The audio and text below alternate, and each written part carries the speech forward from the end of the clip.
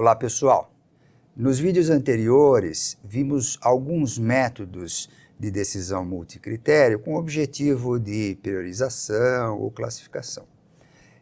Neste vídeo veremos um método de natureza distinta, o DEMATEL, que tem o objetivo não de priorizar ou classificar, mas de explicitar relações, inter-relações.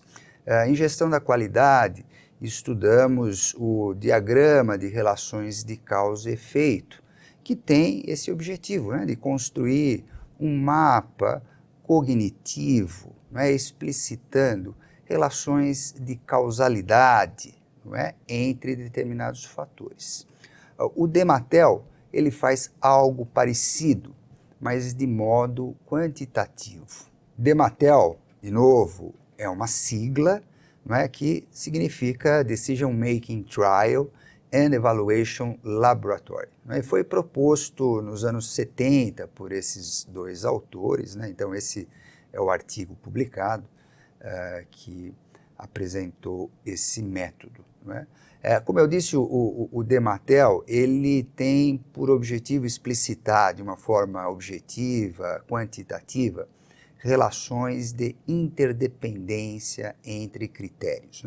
E, bom, em gestão de desempenho da produção, os critérios, eles podem ser vários, podem ser objetivos estratégicos de desempenho, objetivos de desempenho, critérios de desempenho da produção, de fornecedores, problemas relacionados a desempenho, ou ações de melhoria para a melhoria de desempenho, ou uma combinação entre eles, nessa análise feita pelo DEMATEL. Por exemplo, critérios de desempenho de fornecedores e suas inter-relações com objetivos estratégicos, ou problemas e ações de melhoria, ações e objetivos, e por aí afora.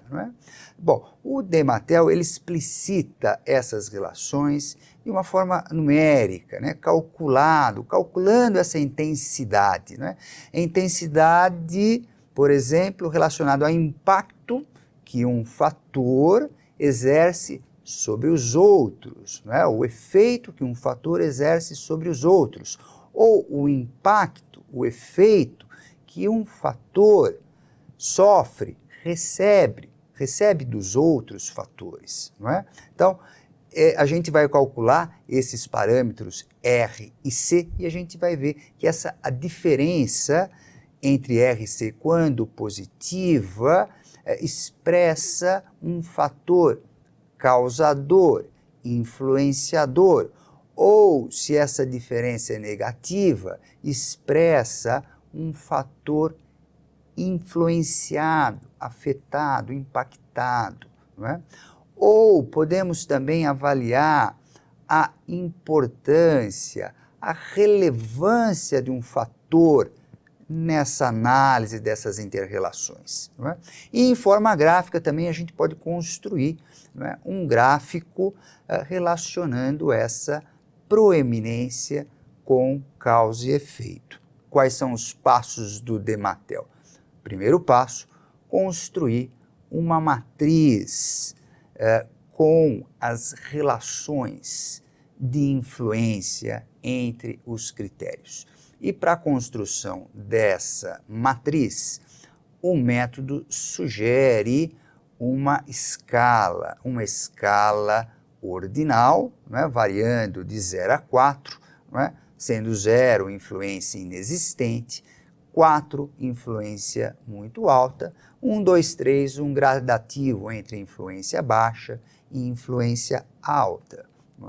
Bom, então, considerando um exemplo, imagine que a gente queira explicitar essas inter-relações entre as perspectivas de desempenho do Balanced Scorecard, as perspectivas ou essas dimensões de desempenho clássicas do Balanced Scorecard. Então, primeiro critério nosso, satisfação dos clientes. Segundo, resultado financeiro, focando especificamente em lucratividade.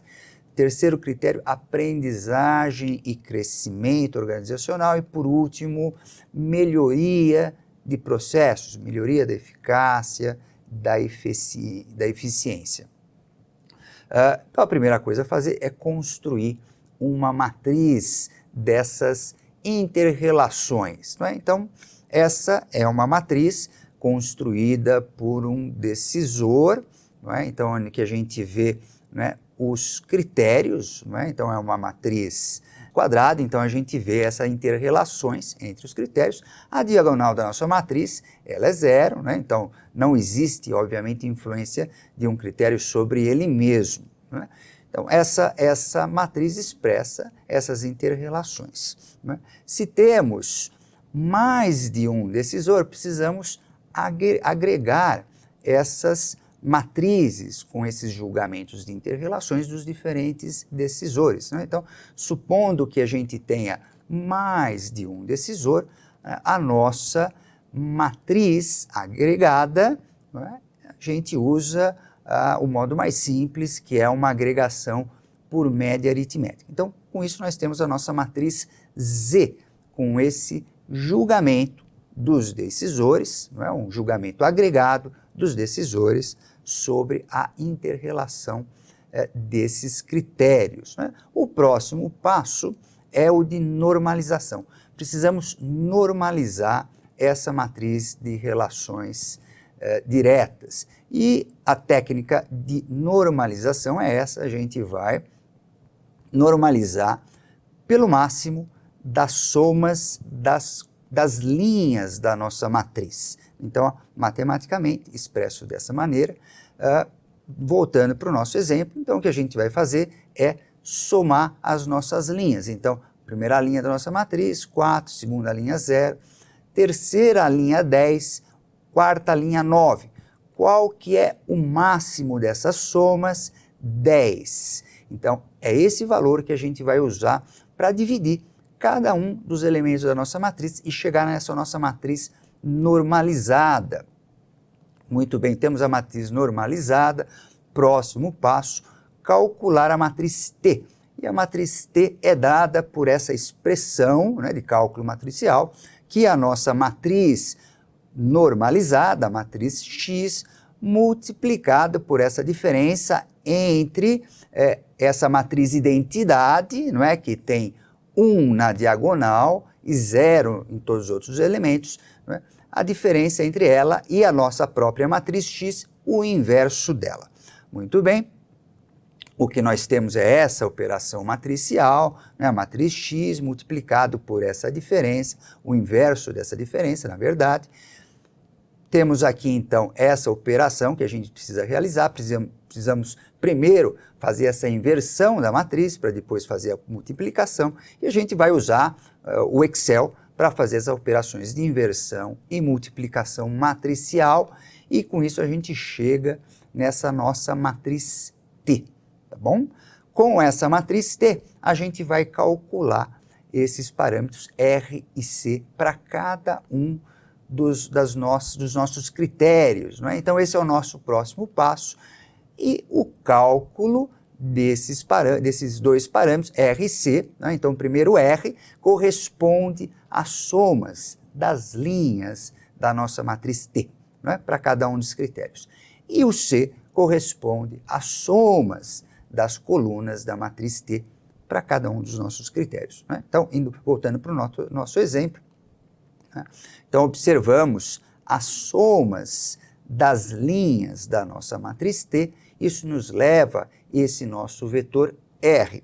Igualmente, não é, observamos as somas das colunas da nossa matriz T, e isso nos leva a esse nosso vetor C, não é isso?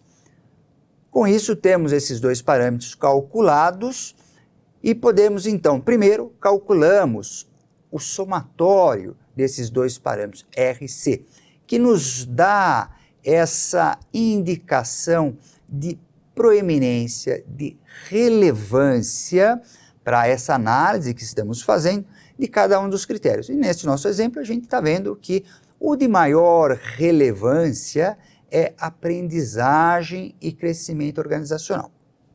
Voltamos a esse ponto daqui a pouco. calculamos também, e aqui então a gente tem, né, exposto esses diferentes critérios, né, e a relevância, a proeminência deles. Calculamos também a diferença entre R e C e percebemos que, primeiro, né, a diferença positiva, né, que são os fatores causadores e influenciadores, são esses critérios C3, aprendizagem, crescimento organizacional, e C4, melhoria de processos.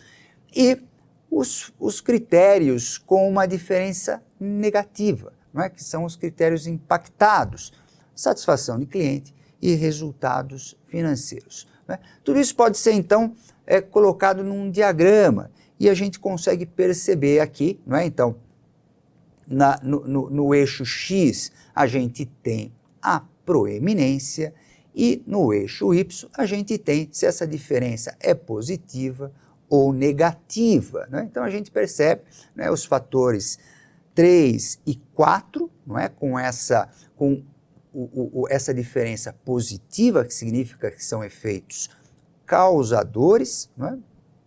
E os critérios C1 e C2, que são aqueles critérios que são influenciados. Não é? Então, a gente percebe daí, claro, primeiro, que o critério 1, a satisfação dos clientes, impacta na lucratividade, como é óbvio.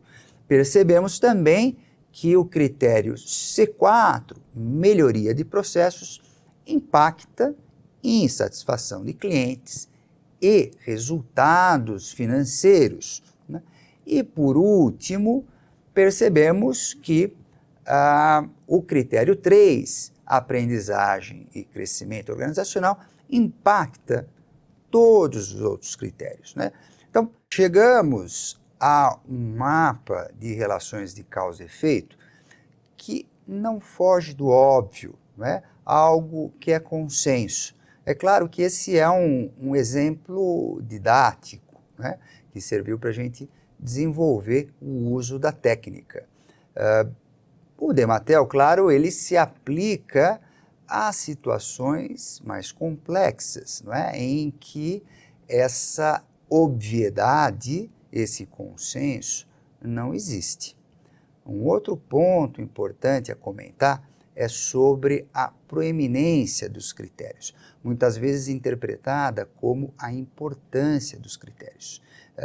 E seria errôneo entender que os critérios de melhoria de processo e aprendizagem sejam mais importantes que satisfação do cliente ou resultados financeiros.